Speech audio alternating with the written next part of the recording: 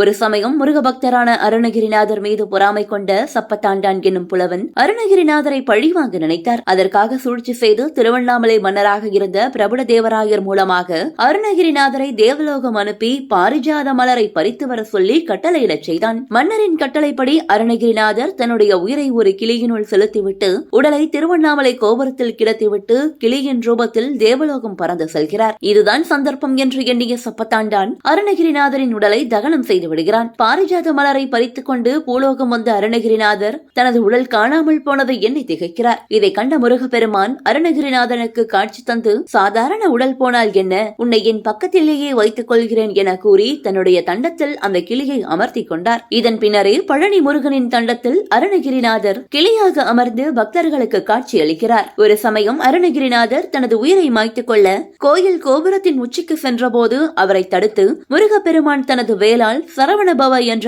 6 எழுத்து மந்திரத்தை அவர் நாவில் பொறித்து மனிதகுல மேன்மைக்காக பக்தி பாடல்களை ஏற்றச் சொல்லி முத்தை தரு பக்தி திருநகை என்ற பாடலின் முதல் வரியை எடுத்துக் கொடுத்துவிட்டு மறைந்தார் என்பது வரலாறு.